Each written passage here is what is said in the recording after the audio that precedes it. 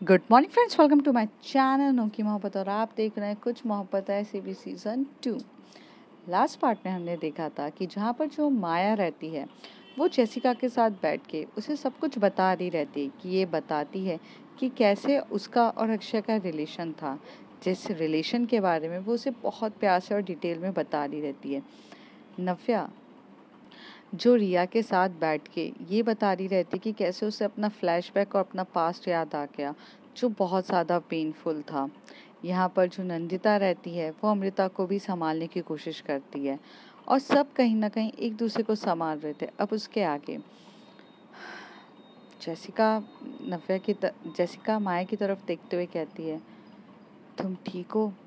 तो माया कहती है, ये कैसा सवाल है जेसिका, तुम्हें लगता है मैं ठीक होंगी? तुम जानती हो मेरे साथ क्या हुआ है। मैं तुम्हें यही बता रही हूँ कि अक्षय जैसा अच्छा इंसान मुझे कभी नहीं मिल सकता था। पता है, जब मैं जब मैंने अपनी हदें पार करती थी, शायद शराब के ही चक्कर में या नशे में, उसने मुझे एक बार भी नहीं कोसा। बहुत अच्छे से रखा मुझे। He is very nice guy. All through वो मेरे पास आकर मुझसे माफ़ी मांग रहा था कि मैंने तुम्हारे साथ रात को जो किया वो सही नहीं था, जबकि गलती सब कुछ मेरी थी जेसिका। पता है, दुनिया में बहुत अच्छे अच्छे लोग होते हैं, पर अक्षय जैसा अच्छा इंसान कहीं नहीं मिलेगा मुझे। वो एक बेस्ट फ्रेंड के साथ एक बेस्ट इंसान भी था, जिसकी बारे में मैं जितना बोलूँ उतना कम है। And he is the awesome awesome awesome guy. बस दर्द इस बात का हुआ कि उस ऑसम गाय को मैं बचा नहीं पाई। मैंने बहुत कोशिश करी जेसिका, मैंने बहुत कोशिश करी। मैंने मैं उसकी आखिरी दी हुई निशानी का भी संभाल नहीं पाई। ऊपर से मैं उसे जीवित भी नहीं रख पाई। I am so I can't say anything, I am just a useless. तभी जेसिका उसे हक करके बोलती है, no Maya, you are not a useless. तुमने जो उसके लिए किया है वो तो कोई कर भी नहीं सकता। आई मीन, आज अक्षय बहुत ज़्यादा गर्व फील कर रहा होगा तुम्हारे ऊपर, क्योंकि उसके लिए तुमने सारी हदें पार की है। तुम एक ऐसी लड़की थी जो अक्षय के साथ रहकर एक नॉर्मल मैरिड लाइफ जी रही थी, बट उसके जाने के बाद तुमने उसके हर एक चीज़ का प्रतिशोध लिया। तुमने हर एक चीज़ का, बोलते ना, हर एक चीज़ का हिसाब किया है।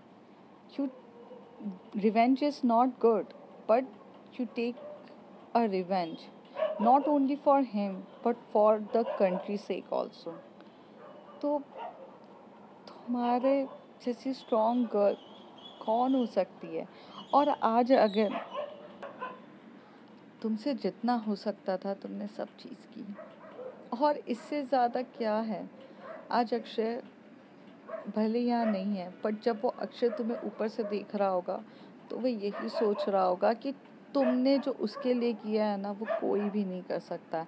And you are the true friend and true wife also, क्योंकि तुमने अपने वाइफ का फ़र्ज़ भी पूरा निभाया है, और एक अच्छे दोस्त होने का भी। और इससे ज़्यादा और क्या चाहिए?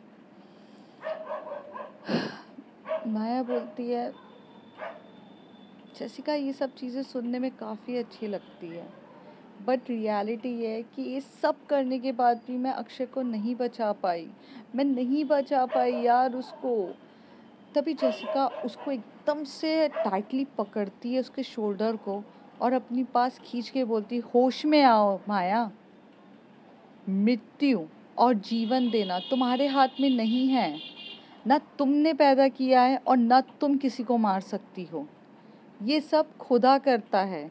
जीसस क्राइस्ट ने भी कहा गया है कि ऑल आर बॉर्न और death are already return.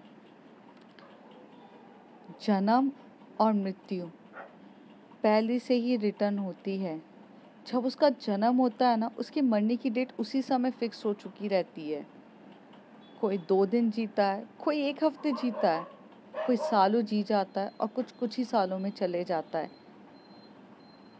Jesus Christ के साथ भी तो ऐसे ही हुआ था। जब उनका जन्म हुआ था तो उनकी बर्थ भी लिखी हुई थी, तो उनकी डेथ भी लिखी हुई थी और उनकी रीबर्थ भी लिखा हुआ था। ऑल आर फिक्स्ड, उनके हाथ में भी नहीं था। अल्लाह ने भी कहा है, भगवान ने भी कहा है, हर चीज़ लिखी हुई है, उसे हम बदल नहीं सकते हैं। पैगंबर्स पता है ना कौन होते हैं? अल्लाह के दिए हुए पैगंबर।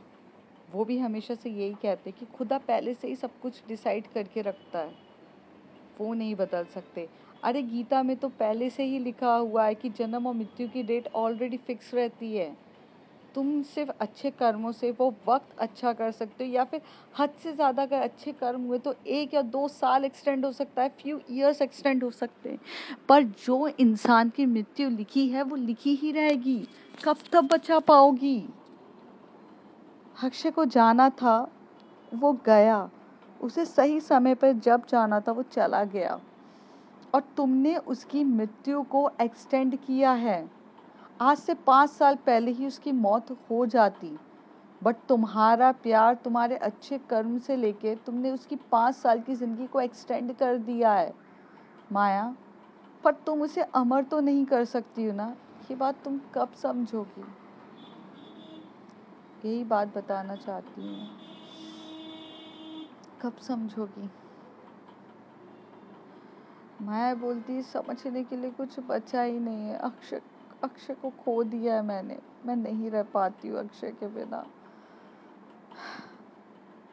जेसिका जब ये बातें सुनती है तो उसे हर्ट तो होता है, क्योंकि प्यार तो उसने भी बहुत किया है माया से। तभी वो कहती है, तुम 5 साल से उसके बिना रह ही रही हो, और 5 साल से उसके लिए तुम ये सब चीज़ें कर रही हो। तुम ये क्यों सोच रही हो कि अक्षय पूरे तरीके से तुम्हारी ज़िंदगी से चला गया? ये समझो कि अक्षय अभी भी तुम्हारी लाइफ में है, और जब तुम अपना पूरा का पूरा रिवेंज हासिल कर लोगी तब वो तुम्हारे पास वापस आएगा, और अक्षय ये सब देख के बहुत खुश होगा। एक चीज़ बोली जाती है कि नदी का पानी जो है वो कभी नहीं रुकता। उसके आगे अगर पहाड़ भी आ जाती है ना, वो थोड़ी देर के लिए थम जाता है, पर फिर वो अपना रास्ता निकाल के बहना स्टार्ट कर देता है। ज़िंदगी भी उसी की तरह से होती है। हमारी लाइफ में ऐसे बड़े बड़े हर्डल्स आ जाते हैं, हमें लगता है it's now end of my life, but यहाँ एंड नहीं होती है, यहाँ तो बल्कि एक नई तरीके से बहने की शुरुआत होती है। जैसे तुम एंड समझ रही हो, शायद तुम्हारी लाइफ की बिगनिंग हो। नव्या को देखा है ना तुमने? एक टाइम ऐसा था कि जहाँ नव्या भी यही सोचने लग गई थी कि अब उसकी लाइफ का सब कुछ एंड हो चुका है, बट एक्चुअल में आज उसकी लाइफ कहाँ से कहाँ है। माया बोलती, तुम सब कुछ सही कह रही हो, बिल्कुल सही कह रही हो, सच भी कह रही हो, बट मेरी लाइफ में नव्या नहीं हूँ, मैं माया हूँ। तो जेसिका उसको टाइटली हग करती है और उसके फोरहेड पे किस करते हुए बोलती है, माया तुम एक बहुत बहुत इंडिपेंडेंट और पावरफुल वुमेन हो, बस यही होना काफ़ी है, और ये चीज़ तुम्हें सबसे यूनिक बनाता है। लोग तुम्हें देख कर ना ये सोचते हैं कि इतनी स्ट्रॉन्ग वुमेन कहाँ से है। एंड सच बोलूँ, मैं जेसिका फर्नांडिस भी तुम्हारे सामने सर झुकाती हूँ। You are the most strongest and I love you, I love you so much. मैं कहती है I love you too Jessica, but मुझे डर लगता है मेरे करीब कोई आएगा और वो, उसके साथ भी ऐसा हो गया। क्यों? अक्षय की कोई गलती नहीं थी, अक्षय मेरे करीब आया तो तभी जेसिका उसको एकदम से खींचती है, और वो उसको एकदम से किस कर देती है। वो बहुत देर तक किस करती है, फिर वो थोड़ा छोड़ती है उसे, तब भी माया बोलने वाली देती है मैं बहुत बैड लक। जैसी वो बैड बोलती है उतनी देर में वो किस करना स्टार्ट कर देती है। वो उसे छोड़ती नहीं, उसे तब तक किस करती जाती है जब तक माया थोड़ा सा शांत ना हो। और वो बहुत प्यार से किस करने लग जाती है। थोड़ी देर में किस करते करते जब ऑलरेडी माया रिलैक्स होने लगती है, उसके हाथ ऑलरेडी जेसिका के बूब्स के वहाँ पर चले जाते हैं, वो उसके बूब्स को प्रेस करने लगती है। यहाँ जेसिका भी थोड़ा सा अलग ही मोड पे आ जाती है, पर वो हाथ हटाती है उससे। और मतलब वो हाथ नहीं हटाती है, और वो एक्चुअल में जो रहती है वो अपना मतलब लिप्स हटा देती है। तो लिप हटाती है तो फिर वो अपने आप उसके बूब से भी हाथ हटा देती है।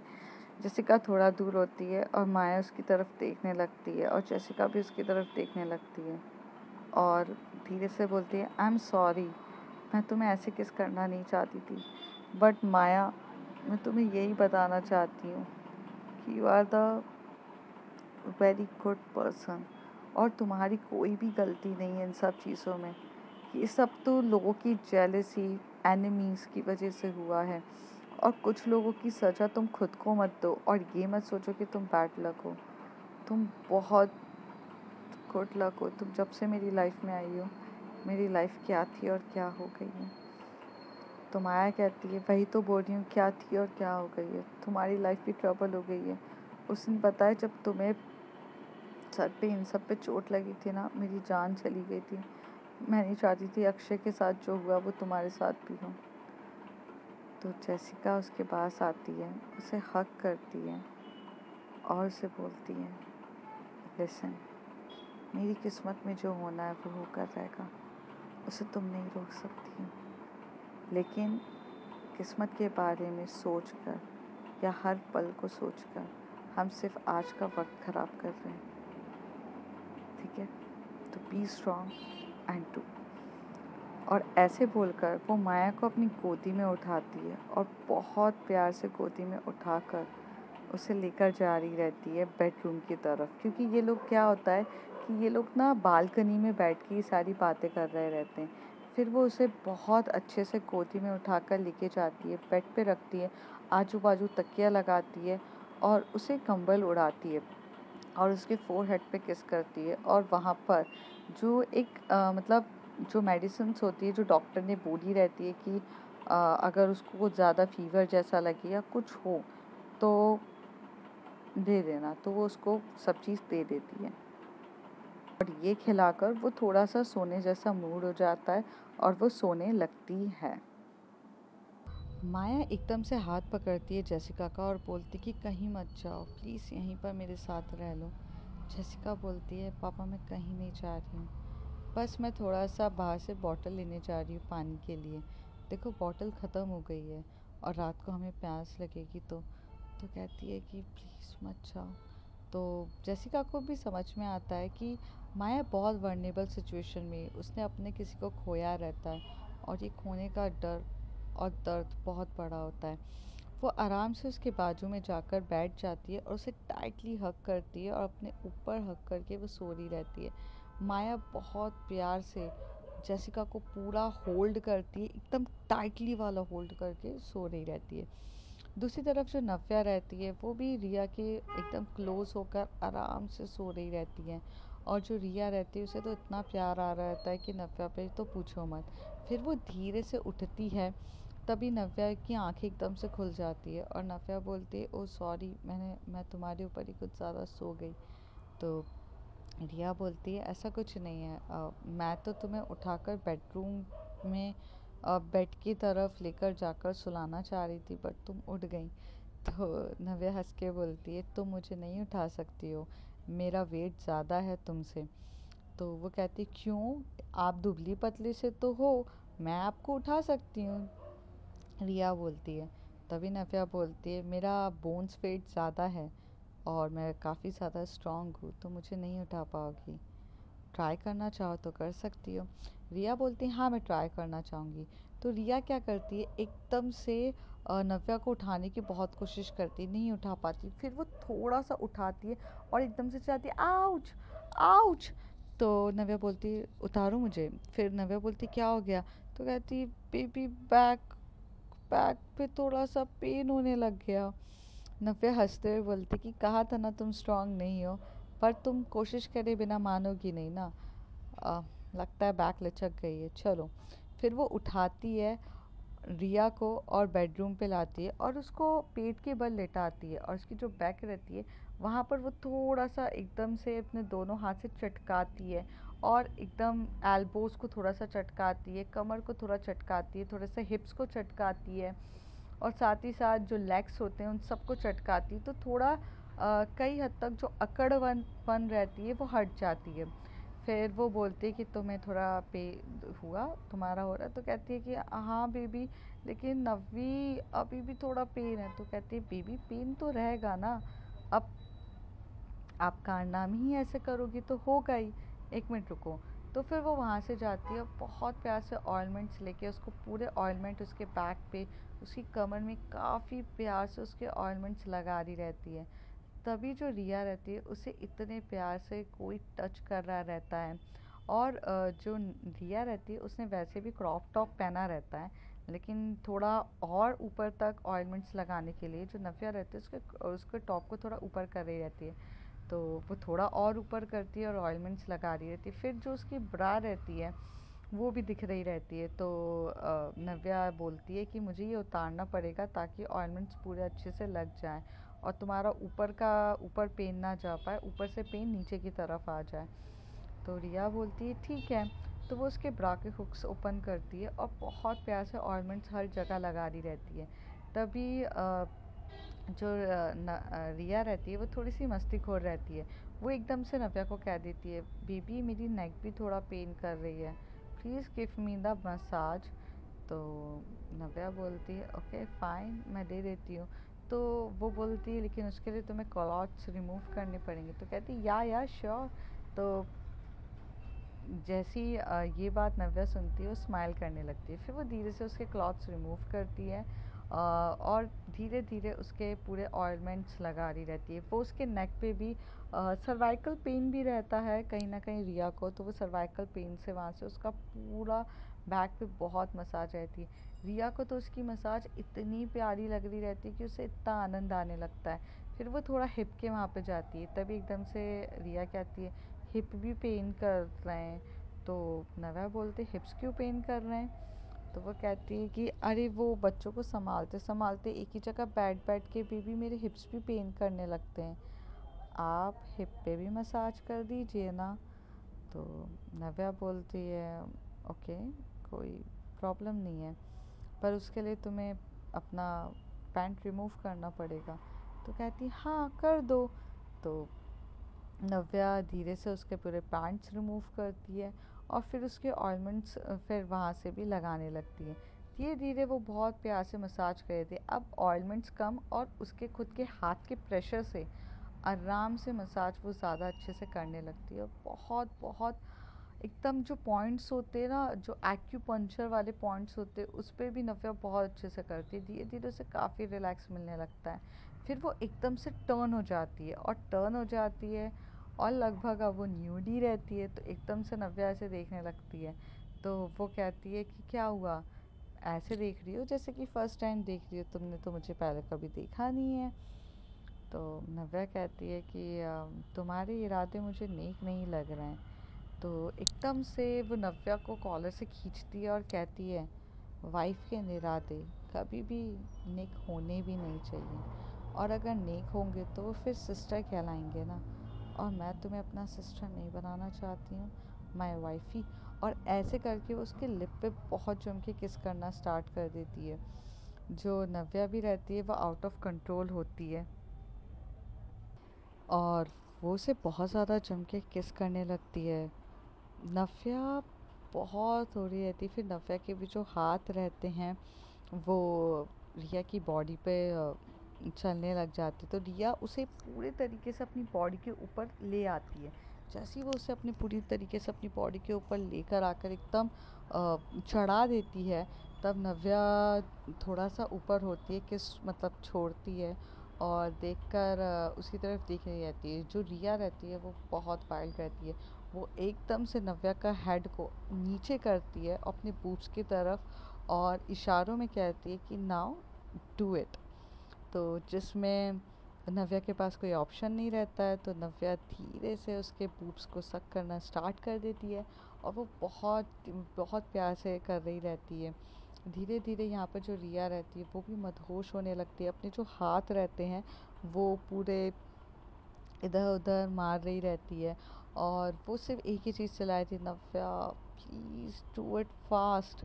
तो नव्या तो बोले जा रही थी कि भगवान, नव्या के मन में एक्चुअली ऐसे आता, भगवान क्या ही बोलूँ अपनी वाइफ के बारे में, जो मसाज के नाम पर सब कुछ करवाएगी आज तो। और जिसमें थोड़ा बहुत वो रोमांस करती है, थोड़ा बूब सकिंग करती है, फिर वो नेवल पे किस करती है। जब वो लोअर पार्ट पे जा रही रहती है तो उसे कुछ अच्छा फील नहीं हो रहा रहता है, बिकॉज़ अभी अभी उसके फ्लैशबैक कुछ और चल रहा रहता है और चीज़ें कुछ और होती है। तो नव्या थोड़ा सा उठ जाती है और उठ के एकदम से खड़ी हो जाती है और वो वॉशरूम की तरफ चली जाती है। ये बात रिया देखती है और रिया अपने दिमाग पे जम के मारने लगती है और कहती है, ओ आई एम सो स्टूपिड, क्या ही बोलूँ मैं अपने बारे में। जहाँ नव्या का मूड अच्छा नहीं था, जहाँ नव्या का को कुछ भी चीज़ ठीक नहीं लग रही थी, वो फ्लैशबैक पे चली गई थी, वहाँ पर मैं उसके साथ ये सारी चीज़ें करके कर रही थी। जहाँ मुझे उसे एक प्योर और पेंटोनिक लव देना चाहिए था, वहाँ पर मैं सेक्सुअल लव के पक्कर में आ गई। Shit, I am so stupid. तो जो रिया रहती है वो अपने ही माथे पे इतनी जम के मार रही रहती है। फिर वो धीरे से अपने पूरे कपड़े उठाती है, पहनती है और वो नॉक करने लगती है। नव्या, आई एम सॉरी यार, I am really really sorry, मेरा ये इंटेंशन नहीं था, बस तुम्हें देखकर मैं फ़्लो फ़्लो में चली जाती हूँ, I am sorry. Navya actual में वॉशरूम में जाकर वो काफ़ी रो रही रहती है, उसकी आंखों में आंसू आ रहे रहते हैं, क्योंकि एक तरफ उसका फ्लैशबैक, सारे इमोशंस वापस आना, रोहन वाले, सॉरी रौनक वाले, और अक्षय के साथ जो हुआ उसके लिए भी वो काफ़ी ज़्यादा अपसेट रहती है। तो वो समझती है। फिर थोड़ी देर के बाद नव्या एकदम से निकलती है, नॉर्मल होके वो एकदम मुंह पे पानी वानी डालती है, एकदम नॉर्मल तरीके से बाहर निकल के बोलती है, इट्स ओके रिया, हो जाता है, इट्स ओके। मुझे ऐसा लगता है कि मुझे सो जाना चाहिए, मैं काफ़ी ज़्यादा थक गई हूँ। तो रिया समझ जाती है कि नव्या उसे कभी भी किसी चीज़ के लिए डांटेगी नहीं, ब्लेम नहीं करेगी। वो समझती है कि आज भी रिया थोड़ी बच्चों टाइप है, वो शायद से चीज़ों की गहराई या फिर माहौल की सिचुएशन को समझती नहीं है। तो नव्या वहाँ पर जाती है और चुपचाप बैठती है और अपना एक साइड फेस करके सो जाती है। यहाँ पर जो रिया रहती है उसे देख रही रहती है और बस घूरती रहती है। फिर नव्या को रियलाइज़ होता है कि इन सब चीज़ों में रिया की क्या गलती है। वो तो अपनी वाइफ से वो सारी चीज़ें एक्सपेक्ट कर सकती है ना, जो उसे चाहिए। फीलिंग्स है उसे मेरे लिए, कभी भी आ सकती है, उसके लिए मैं उसे क्यों पनिश करूं। तो वो अपना हाथ आगे करती है और रिया की तरफ देख के हाथ आगे करके बोलती है, कम। तो रिया जो है वो एकदम से स्माइल करते हुए नव्या को आकर टाइटली हग करती है और बोलती है, I am sorry baby, I am really sorry. तो नव्या बोलती है, इट्स ओके स्वीट हार्ट, चलो सो जाओ। फिर ऐसे करके वो दोनों एकदम टाइट हग करके सो जाते हैं। दूसरी तरफ जो हमारी आलिया रहती है, वो रूम पर जब आती है तो एनी जो होती है वो बच्चों को सुलाकर जस्ट बैठी हुई रहती है। तभी एनी बोलती है, आलिया मुझे बहुत ज़्यादा डर लगता है तुम्हें ऐसे किसी भी डेंजरस मिशन में भेजने के लिए, और आज तो ऑलमोस्ट मेरी जान जाते जाते बची है। तुम्हें पता है कि मुझे कितना ज़्यादा हर्ट हो रहा था, तुमसे मैं बात ही नहीं कर पा रही थी और मेरे बच्चे तुम्हारे को देखने के लिए कितना तरस रहे थे।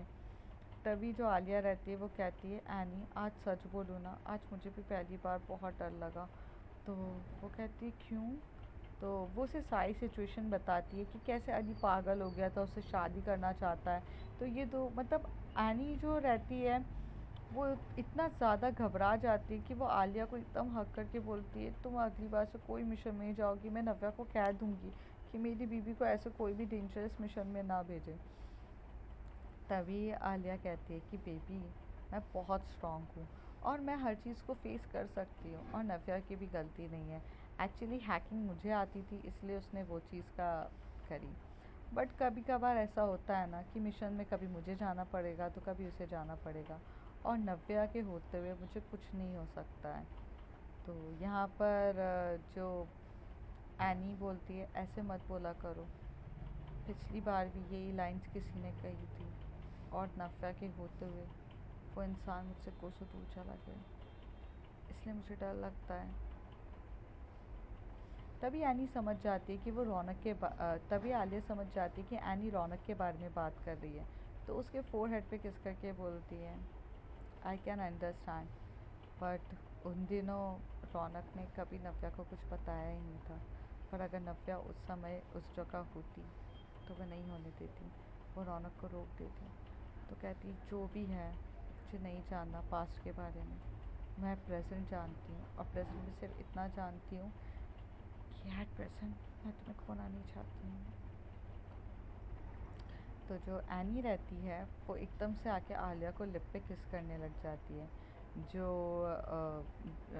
क्या बोलते, आलिया रहती है वो भी एनी को गोद में उठा लेती है और बहुत प्यार से दोनों एक दूसरे को किस कर रहे रहते हैं। तो बहुत बहुत प्यार से जो आलिया रहती है वो भी अंदर ही अंदर जो तड़प, वो प्यार और जो वो खोने का डर दोनों के अंदर इतना ज़्यादा था कि वो दोनों सिचुएशन में मतलब एक दूसरे को अपना प्यार, अपनी हर एक चीज़ बताने के लिए तड़प रहे थे। तो जिसमें आलिया जो रहती है वो उसे लेती है और काउच पे बिठा देती है और काउच पे बैठ के उसकी नेक पे किस करने लग जाती है। कभी कभार तो वो नेक पे बाइट भी करने लग गई थी आलिया, और एनी बस शांति से होकर उसके सारे इमोशंस को समझ रही थी, इमोशंस को। फिर धीरे से जो एनी बोलती है, remove your clothes fast baby, तो वो कहते हैं या श्योर। तो फिर एकदम से जो आलिया होती है अपने सारे क्लॉथ्स रिमूव करती है, एनी भी बहुत स्पीड में अपने क्लॉथ्स रिमूव कर रही रहती है। फिर एनी एकदम से आलिया को अपनी ओर खींचती है और एक दूसरे को बहुत जम के प्यार करने लग जाती है। इस बार एनी जो रहती है वो आलिया को नीचे लेटा देती है और वो उसके ऊपर आकर उसके बूब्स को सक करना, बहुत बहुत टाइट, बहुत जम के उसके बूब्स को सक कर रही रहती है।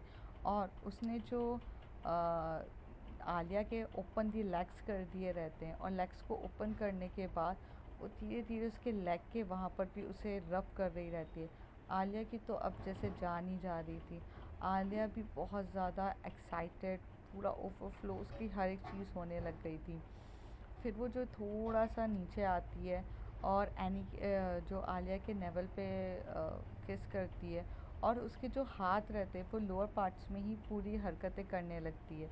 कब उसकी फिंगर इनसाइड हो जाती है पता भी नहीं चलता, और यहाँ पे आलिया जो रहती है वो ज़ोर ज़ोर से चिल्लाने लग जाती है, मतलब उसका साउंड और थोड़ा ज़्यादा हो जाता है। एनी उसके मुंह पे हाथ रख के बोलती, कम ऑन बेबी, थोड़ा सा कम। तो कहती है कंट्रोल नहीं हो रहा, तो वो कहती है अब हो जाएगा। वो ऐसे करके मूवमेंट्स इतना मतलब स्पीड में कर रही रहती है और साथ ही साथ उसके लिप पे किस कर रही रहती है और बाइट करे जा रही रहती है उसके लिप को। यहाँ पर जो आलिया होती है वो थोड़ी देर के बाद, करीब 10 से 15 मिनट के बाद जब रिलैक्स हो जाती है, वो एकदम शांत हो जाती है और एनी उसी के ऊपर आकर काउच पे उसके ऊपर लेट जाती है। फिर एनी बोलती है कि baby I miss you so badly. तभी आलिया कहती है I miss you and this time you are too wild. तो कहती है बेबीज़ होने के बाद तो टाइम ही नहीं मिलता। तो कहती है हाँ। फिर वो ऐसे करती है, फिर एकदम से एनी को नीचे करती है और आलिया उसके ऊपर आकर उसे किस करने लगती है, उसे सेटिस्फेक्शन देने के लिए स्टार्ट हो जाती है और वो दोनों एक दूसरे को बहुत किस कर रहे रहते हैं। एनी इस बार साउंड नहीं निकालती है, पर वो ज़ोरों से चीज़ें, वो एक्चुअल में जो आलिया की बैक होती है उसको स्क्रैच कर रही रहती है अपने नेल से, वो ऐसे पकड़ रही रहती है। ये पेन एक्चुअल में आलिया को भी हो रहा रहता है, बट वो जो एक्साइटमेंट, वो जो लव जो होता है वो इतना ज़्यादा हाई रहता है कि मैटर ही नहीं करता कि उनको क्या पेन हो रहा है क्या नहीं हो रहा है। वो लोग तो ऐसे अपनी किस में इतना पागल हुए होकर बस लगे ही रहते हैं। करीब बहुत देर तक एक दूसरे को किस और प्यार करने के बाद वो दोनों जब रुकते हैं और एक दूसरे को रिलैक्स फ़ील करते हैं। दूसरी तरफ जो नंदिता रहती है वो काफ़ी ज़्यादा अपसेट रहती है, क्योंकि वो इसलिए अपसेट होती है क्योंकि वो कभी भी अमृता को ऐसे अपसेट वे में देख नहीं पाती है। तो अमृता नंदिता की तरफ देखते बोलती, तुम क्यों इतनी अपसेट हो रही? तो कहती, जब मेरी गर्लफ्रेंड इतनी अपसेट होगी, इतना रोएगी, तो मैं कैसे हैंडल कर पाऊँगी? तो वो बोलती है कि पता है, अक्षय ने मेरे लिए स्टैंड लिया था।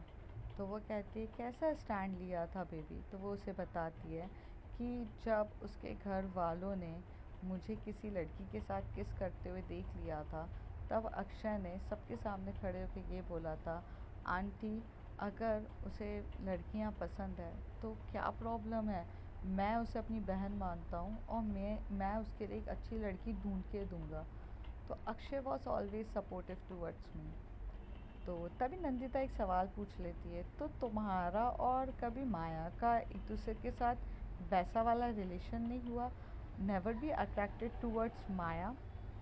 तभी नंदिता कहती है, no, I am never get attracted towards Maya, because Maya जो थी ना, उसे अपनी सेक्सुअलिटी के बारे में पता ही नहीं था। वो बायसेक्सुअल है, उसे ये भी नहीं पता, उसे लड़का लड़की दोनों पसंद थे। और लड़कियों के बारे में तो उसे जेसिका को मिलने के बाद उसे समझ में आया है कि उसे जेसिका के साथ वही वाइब्स और फीलिंग थी। हाँ, वैसे हमेशा से जो माया थी वो एक लड़की को बहुत पसंद करती थी और वो कोई नहीं, जेसिका थी। तो कहती है, कैसे जेसिका थी? वो उसे पूरी बात बताती है कि ऑफ रेंज में दोनों का नाम अलग था, फिर बड़े होके ये हुआ। तो अमृता को हमेशा से माया यही बताती थी कि वो जेसिका को ही पसंद करती है। तो मुझे कभी अट्रैक्शन नहीं हुआ और मैं तो बहुत सारी लड़कियां मिलती रहती थी और Akshay was always supportive towards me और वो हेल्प मदद करता था। जैसे ही ये सारी बात बताकर जो अमृता रहती है उसकी आंखों में काफ़ी आंसू आने लग जाते हैं, वो रोने लगती है। तो जो हमारी नंदिता रहती है वो उसे कंसोल करती है और उसे आंसू पोंछ के उसको टाइटली हग करके अपने पास सुलाती है। जो माया रहती है वो भी जेसिका के साथ हग करके और अपने हाथ उसके चेस्ट पे रख कर सो जाती है और ये दोनों वैसे ही सो जाते हैं। अब देखते हैं फ्रेंड्स आगे क्या होता है, कैसे लोग अपना रिवेंज लेंगे, कैसे क्या होगा, सब जानेंगे अगले कुछ एपिसोड में। तब तक के लिए बाय बाय, टेक केयर।